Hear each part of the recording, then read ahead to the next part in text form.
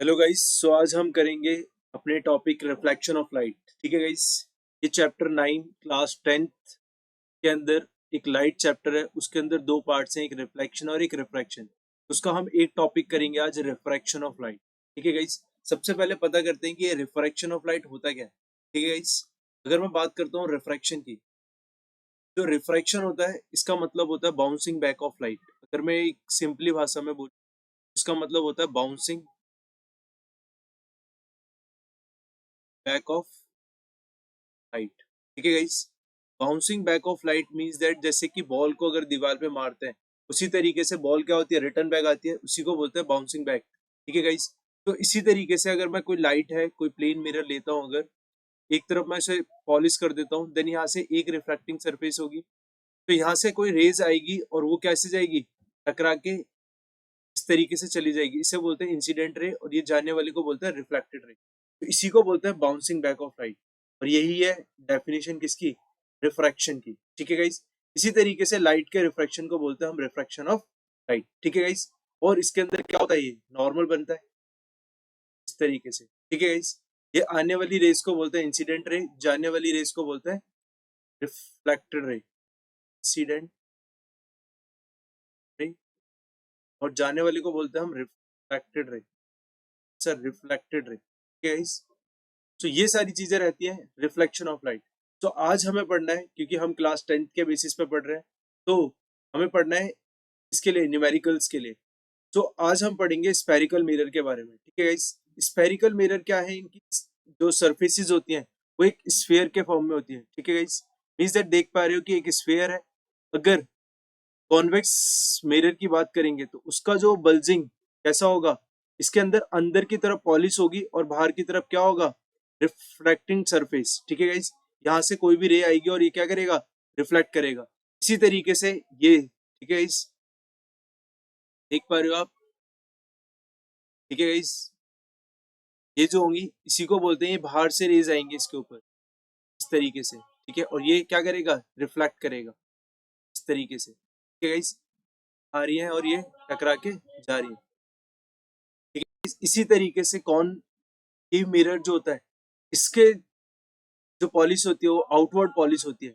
इसके अंदर inward polish होती है, मींस दैट इस तरफ ये पॉलिश है, it's a polish surface. But अगर मैं बात करता हूँ कॉनकेव की, इसके अंदर क्या होता है, आउटवर्ड पॉलिश होती है, इधर बाहर की तरफ। और जो रेज होगी वो कहाँ से आएंगी, अंदर की तरफ आएंगी और टकरा के प्रिंसिपल एक्सिस की तरफ जाएंगी इस तरीके से। आ रही है और ये जा रही है।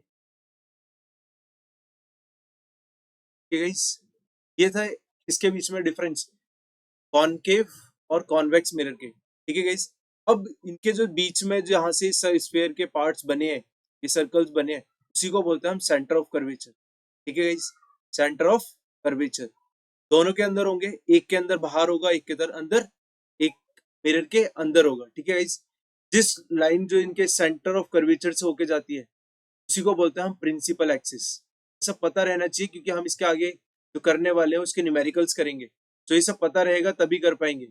तो प्रिंसिपल एक्सिस क्या होती है, जो सेंटर ऑफ कर्वेचर, और पोल, पोल वो पॉइंट होता है जहां पे सर्कल को कौन टच कर रहा होता है, प्रिंसिपल एक्सिस। ठीक है गाइस। इट्स अ पोल।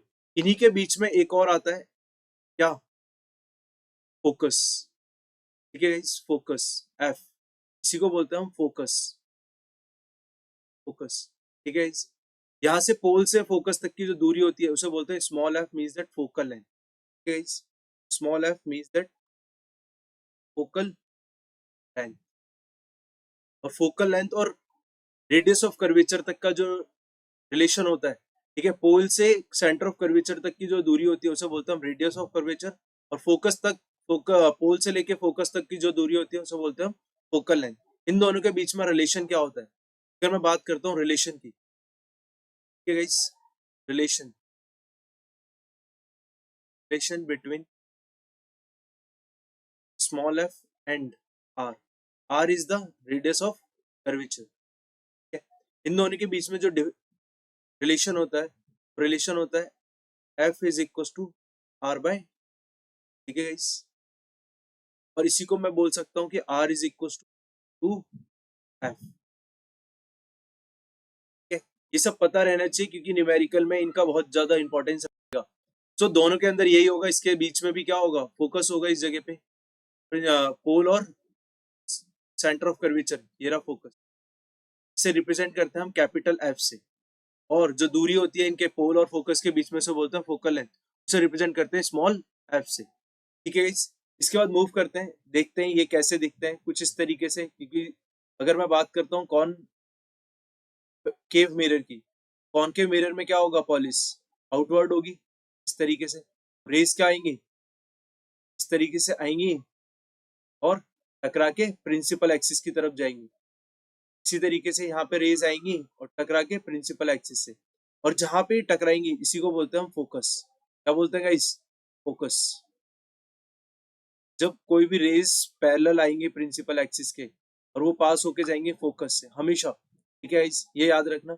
इसी कॉनकेव मिरर का दूसरा नाम होता है कन्वर्जिंग मिरर, कन्वर्जिंग। गाइस, इसी को बोलते हैं कन्वर्जिंग मिरर। इसी तरीके से अगर मैं बात करता हूँ कॉन्वेक्स मिरर की, तो इसके अंदर जो पॉलिश होती है वो कहाँ होती है, इनवर्ट पॉलिश होती है इस तरीके से। तो रेज क्या होगी, कहाँ से रिफ्लेक्ट करेंगी, बाहर से। इसमें जो रेज आएंगी पैरेलल अगर प्रिंसिपल एक्सिस के, ये डाइवर्ज हो जाएंगी। गाइस, इस तरीके से इसमें क्या हो रही थी, इस तरीके से आ रही थी और ये टकरा के कहाँ जा रही थी, प्रिंसिपल एक्सिस की तरफ। बट इसके अंदर रेज आएंगी और वो क्या हो जाएंगी, रिफ्रैक्ट हो जाएंगी, रिफ्लेक्ट हो जाएंगी, और कैसी होंगी, डाइवर्स होंगी। इसी तरीके से ये रेज आई और ये क्या हो गई, डाइवर्स। ठीक है इस, तो इनके अंदर जो बनता है फोकस, वो फोकस कहाँ बनेगा, कि स्फीयर ऐसे बना है तो फोकस कहाँ होगा, अंदर की तरफ, ये फोकस।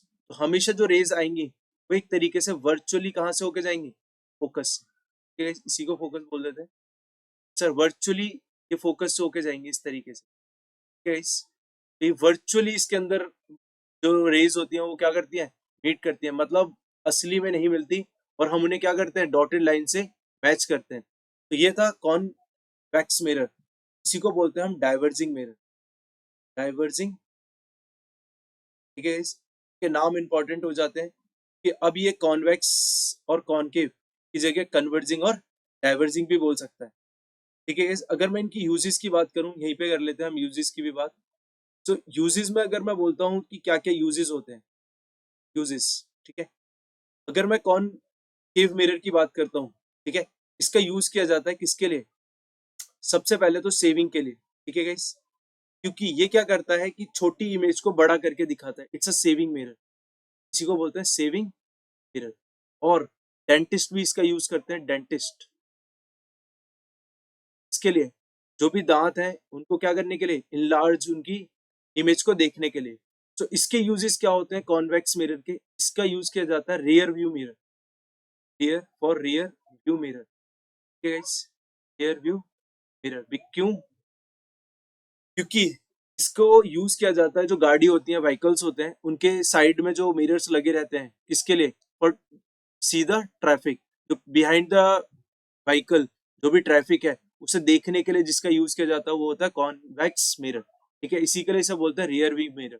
और इसका यूज किया जाता है फॉर सिक्योरिटी पर्पस, कहाँ पे, इन सेक्टर एरियाज और मॉल्स। ठीक है गाइस, इसलिए इनके कॉन्वेक्स और कॉनकेव की जगह ये भी बोल सकता है it's a rear view mirror और इट्स अ सिक्योरिटी मिरर। और कॉनकेव के लिए क्या बोल सकता है, इट्स अ सेविंग मिरर और डेंटिस्ट मिरर। ठीक है गाइस, सो मूव करते हैं अब इनके रे डायग्राम्स की, इमेज फॉर्मेशन कैसे हो रही है। ठीक है, अगर इमेज फॉर्मेशन की बात करूं तो कॉनकेव जो है वो 6 केसेस में इमेज फॉर्म करता है, 6 केसेस। 6 केसेस में सबसे पहले, क्योंकि ये सारा का सारा टेबल इंपॉर्टेंट हो जाता है in the purpose to solve the numerical problems, क्योंकि सारी न्यूमेरिकल्स के अंदर वो पूछता है कि इमेज का नेचर कैसा है, साइज कैसा है। इमेज का नेचर कब पता लगेगा, जब हमें पता लगेगा कि इमेज ऑब्जेक्ट कहाँ रखा है। ठीक है, अगर मैं ऑब्जेक्ट को इन्फिनिटी पे रखता हूँ, मीन्स दैट इन्फिनिटी, इस इन्फिनिटी पे अगर मैं ऑब्जेक्ट को रखता हूँ तो इसकी इमेज हमेशा फोकस पे बनती है। यहाँ लिखा हुआ है एट द प्रिंसिपल फोकस और द फोकस प्लेन। इसके अंदर जो नेचर रहता है इमेज का वो रहता है रियल, इन्वर्टेड और एक्सट्रीमली डिमिनिश, काफी छोटा होता है, यहाँ देख पा रहे हो इट्स अ पॉइंट साइज। ठीक है, इसी तरीके से अगर मैं बात करता हूँ, अगर मैं कहाँ पे रखता हूँ अपने ऑब्जेक्ट को रखूंगा बियॉन्ड सी। ठीक है, ये सी था इसके पीछे, अगर रखता हूँ तो यहाँ से कुछ रेस डायग्राम बनाई, देन यहाँ जो इमेज मिली मुझे वो कहाँ मिली, बिटवीन सी एंड एफ, देख पा रहे हो, इमेज, ठीक है। इसके अंदर भी नेचर कैसा होगा, रियल एंड इनवर्टेड, ठीक है। इस रियल एंड इन्वर्टेड और वर्चुअल एंड डायरेक्ट में होता क्या है कि रियल एंड इन्वर्टेड में रेज जो है वो क्या होती है, वो असली में टकराती हैं, बट इन वर्चुअली हम उन्हें क्या करते हैं, डॉटेड लाइन से रिप्रेजेंट करते हैं, ताकि हमने वो असली में नहीं टकराई थी, और वो क्या करती हैं, हम उन्हें जबरदस्ती क्या कर रहे हैं, उसे प्रोड्यूस करके मिला रहे हैं, ठीक है। सो तीसरे पॉइंट में आते हैं कि जब हम सेंटर ऑफ कर्वेचर पे ऑब्जेक्ट रखते हैं तो हमारी इमेज भी कहाँ मिलती है, हमें सेंटर ऑफ कर्वेचर पे, ठीक है गाइस, देख पा रहे हो। और इसके अंदर जो साइज ऑब्जेक्ट का होगा वही साइज किसका होगा, इमेज का, और रियल एंड इन्वर्टेड और इक्वल टू द ऑब्जेक्ट। और इसके अंदर क्या बन रही थी, डिमिनिश, माने ऑब्जेक्ट से छोटी, ठीक है गाइस। अब क्या होगा कि जब सेंटर ऑफ कर्वेचर से आगे जाएगा ऑब्जेक्ट तो इमेज बड़ी होने लगेगी, तो ऑब्जेक्ट छोटा होने लगेगा और इमेज बड़ी। अगर मैं बिटवीन किसके बीच में रखता हूँ ऑब्जेक्ट को, बिटवीन सी और एफ, अगर सी और एफ के बीच में रखूंगा तो क्या होगा, जो हमारी इमेज मिलेगी वो कहाँ मिलेगी, बियॉन्ड सी, और कैसी मिलेगी, बिगर देन द ऑब्जेक्ट और रियल एंड, ठीक है। इस एट प्रिंसिपल फोकस रखूंगा फोकस पे तो इमेज कहाँ मिलेगी हमें, इन्फिनिटी पे, और काफी ज्यादा बड़ी बनेगी, extremely magnified. So between pole and focus, pole and principal focus, अगर मैं पोल और फोकस के बीच में रखूंगा तो रेज नहीं टकराएंगी, तो उसे मेरे को क्या करना पड़ेगा, वर्चुअली मीट। तो उस टाइम क्या होती है, ये इंपॉर्टेंट केस हो जाता है, ठीक है। बाकी सब में जो इमेज बन रही थी वो रियल एंड इन्वर्टेड बन रही थी, बट इस केस में क्या होता है कि जो इमेज बनती है वो कैसी बनती है, वर्चुअल एंड डायरेक्ट और मैग्नीफाइड, ठीक है। इसमें जब कब, जब ऑब्जेक्ट को कहाँ रखते हैं, फोकस और पोल के बीच में, ठीक है, इट्स अ पोल, ठीक है। इसके अंदर इमेज जो बनती है वो बिहाइंड द मिरर।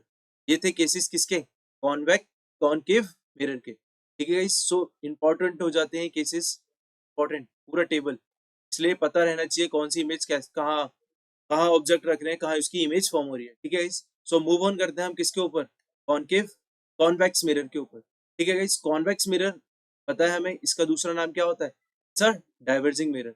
इसके ऊपर रेज देख रहे हो, अगर मैं ऑब्जेक्ट को कहाँ रखता हूँ, एट इन्फिनिटी, अगर मैं ऑब्जेक्ट को एट इन्फिनिटी रखूंगा तो हमारी जो इमेज बन रही है वो कहाँ पे बन रही है, एट एफ, ठीक है गाइस। ये रहा first case, it's a first case, case first, और ये केस सेकंड, थोड़े उल्टे हो गए हैं, ठीक है। इस तो एट इन्फिनिटी पे जब ऑब्जेक्ट को रखा तो इमेज कहाँ पे बनी इसकी, फोकस पे, और देख पा रहे हो कि ये वर्चुअली मीट कराई गई है, इसलिए जो इमेज बनेगी वो कैसी बनेगी इसमें, वर्चुअल एंड डायरेक्ट, ठीक है गाइस। इसी तरीके से अगर मैं बोलता हूँ कि मैंने ऑब्जेक्ट को अब कहाँ रख दिया, बिहाइंड द मिरर, ठीक है गाइस, क्योंकि इसके अंदर एफ और सी कहाँ पे होते हैं, मिरर के पीछे, और इसके अंदर जो ऑब्जेक्ट रखते हैं हम वो कहाँ रखते हैं, हमेशा फ्रंट ऑफ द मिरर। तो अगर मैं कोई कहीं पे भी रखता हूँ किसको, ऑब्जेक्ट को, तो उसकी इमेज जो फॉर्म होगी वो कहाँ मिलेगी हमें, बिटवीन पी एंड एफ, ठीक है गाइस, पोल एंड फोकस, तो इसी को ओ को बोलते हैं पी, ठीक है, ओ बोल सकते हैं या फिर पी, पोल और फोकस के बीच में बनती है, और इमेज कैसी बन रही है, देख पा रहे हो, ऑब्जेक्ट बड़ा था और इमेज छोटी है, और हमेशा जो बनेगी वो कैसी बनेगी, वर्चुअल एंड डायरेक्ट, ठीक है गाइस। इतना ही था। अब जो हमारे लिए इंपॉर्टेंट हो जाता है न्यूमेरिकल पर्पज से, होता है साइन कन्वेंशन, ठीक है गाइस, इट्स इंपॉर्टेंट। और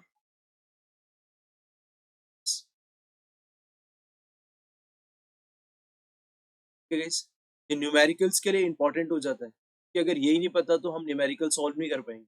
सो अगर मिरर की बात करता हूँ, दोनों के अंदर कॉनकेव मिरर की बात करता हूँ, तो इसके अंदर फोकस जो होगा हमेशा लेफ्ट में होगा, इसका कहाँ पे होगा, लेफ्ट में। जब लेफ्ट में होगा तो लेफ्ट में जो भी डिस्टेंस नापेंगे वो सारी की सारी होती है नेगेटिव, और डिस्टेंस को जहां से भी नापेंगे वो कौन सा चीज है, पोल। हमेशा जो डिस्टेंस को नापेंगे वो कहाँ से नापेंगे, पोल से, ठीक है गाइस। जो भी डिस्टेंस मेजर की जाएगी वो कहाँ से की जाएगी, पोल से। और पोल से अगर राइट साइड जाऊंगा तो हमेशा जो भी डिस्टेंस होगी वो कैसी होगी, इट्स अ पॉजिटिव, और अगर लेफ्ट साइड जाऊंगा तो नेगेटिव, ठीक है गाइस। इसके अंदर एफ और सी जो होते हैं वो कहाँ होते हैं, in left side of the concave mirror. Left side होंगे तो दोनों को कब कैसा नापा जाएगा, नेगेटिव। ठीक है गाइस। इसी तरीके से अगर मैं बात करता हूँ कॉन्वेक्स की, तो इसके अंदर एफ और सी जो होते हैं वो कहाँ होते हैं, the right side of the mirror. तो इन्हीं को किसमें वो मेजर करेंगे अब ना, पॉजिटिव। ठीक है, तो हमेशा पॉजिटिव रहेंगे किसके अंदर, कॉनकेव कॉन्वेक्स मिरर के अंदर, और नेगेटिव रहेंगे कॉनकेव मिरर के अंदर। और अगर डिस्टेंस प्रिंसिपल एक्सिस से ऊपर की तरफ जाती है तो हम उसे मेजर करेंगे ना पॉजिटिव। ठीक है guys, means that height of object हमेशा कैसी रहेगी, पॉजिटिव।